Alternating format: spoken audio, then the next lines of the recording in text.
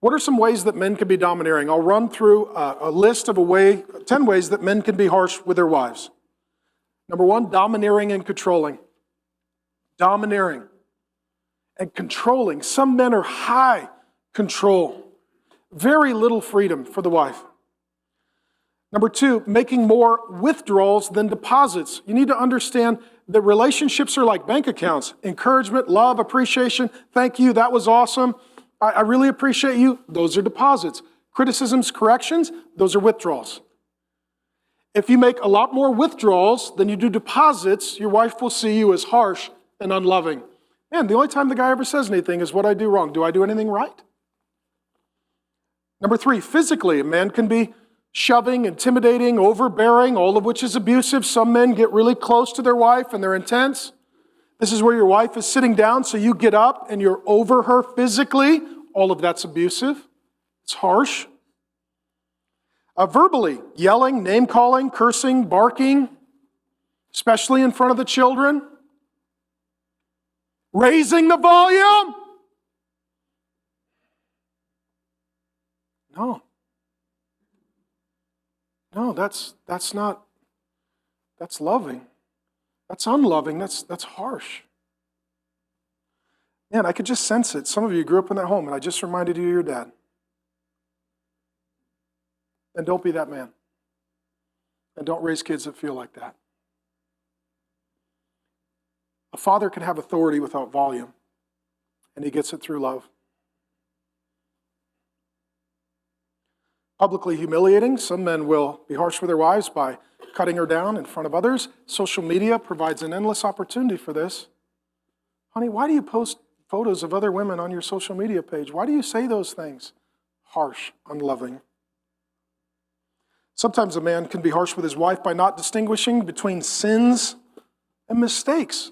Jesus died for sins. Mistakes happen. We're imperfect. Amen? I'll give you an example from our house. So we lived at a dead end. There was a pretty busy street around the corner, and then a really busy street around the corner from there, and there was a Krispy Kreme donut. They put it in just for us, and so I appreciate that. So we would take the kids to Krispy Kreme, and I would throw the kids in my Jeep and take them to Krispy Kreme, and one of my sons said, hey, Dad, I want a Jeep too. So we bought him a little plastic battery-powered Jeep, and I'm studying up in my office above the garage, and I hear this clunk, clunk, clunk, clunk, clunk. That's weird. I look down. Here's my little boy in his plastic Jeep leaving the neighborhood. He's left our house, and he's going down the street, and he's like signaling to then jump on the highway. So I run down the road, and I was like, where are you going, buddy? He's like, I'm going to Krispy Kreme. I'll be back later. I'm like, wait a minute, little buddy. We go to Krispy Kreme in my Jeep. You do not go to Krispy Kreme in your Jeep. That's how we do this. I realized I got a free-range boy. I gotta lock him in. So what I decided was I needed to get one of those big pull gates to go over the driveway so that my son would not escape in his Jeep. So I custom ordered this really long rolling fence with the wheels and got it all set up. And I pulled it, and I forgot to tell Grace the gate was pulled. And she always drives Suburbans because I love her, and in a wreck I want her to win. And so I always buy her a large vehicle. So she's back, so she throws the kids in the car and she's backing up. Well, the fence is too low, it's in her blind spot. So she backs up in the Suburban, whoop, boom, right into the gate. Bends the whole thing, messes up the wheels. I didn't know this till she comes in the house and looks at me. Hi. I was like, what did you do? You know, cuteness must equate to something horrible happening. Right? Because you're coming at me with all your spidey senses and I'm disarmed. I got, so cute. And so I said, well, what happened? She's like, you'll never guess. What happened? She's like, I wrecked the car and the fence. I was like, what? So I go out. Yep, they're both. Yep, okay. Was that a sin or a mistake? Mistake. It was my mistake because I didn't tell Grace that I pulled the fence. It was her mistake because she didn't see it, but it's not a sin. Some of you guys will be like, it was over $1,000, that's a sin. No, it was an expensive mistake. It's an expensive mistake. Okay? There's a difference between sins and mistakes. Mistakes are going to happen. You can seem unloving and very harsh if all of a sudden you're constantly frustrated just over mistakes, and mistakes happen. A couple others, ways that men can be harsh and unloving. A contractual, not covenantal view of marriage.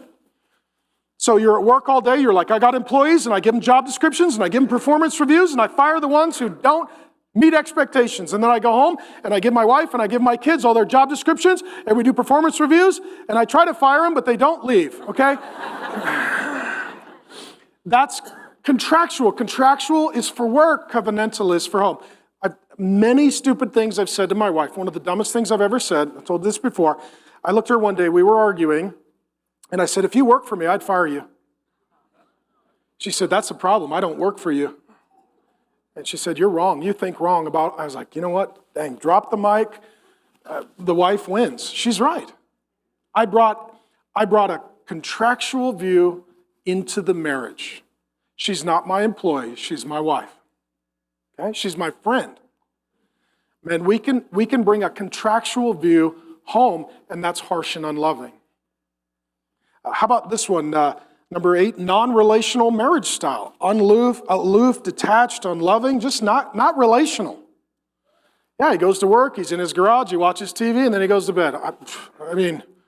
And then he says, submit to the guy I don't even know. There's no relationship here. It's a very non-relational marital style. How about this one? You're just not fun.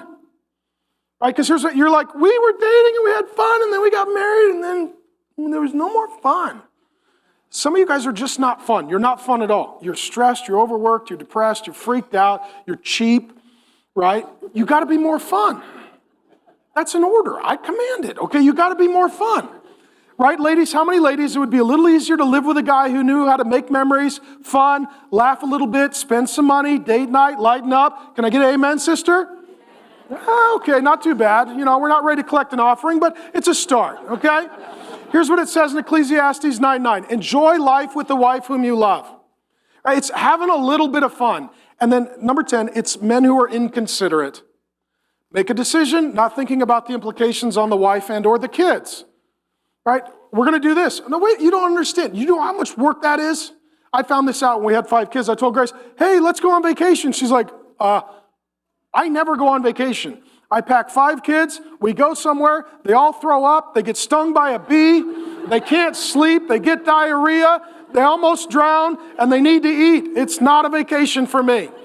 Okay? Now, she didn't say it like that. That was my interpretation, but it dawned on me, yeah, we go on vacation, but she doesn't really get a vacation. And if I don't consider her in these plans, then I'm thinking we're having a great time, but I haven't really considered her and all that she has to do.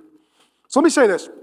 How many of you are single? Single? Some of you are single, you're like, whoo-hoo, I was feeling bad that I was single. Now I'm feeling good that I'm single. Yeah. Okay, so if you're a gal, don't marry a guy unless he loves God, he considers you, he's your friend, he's going to look out for you, he has your best interest at heart.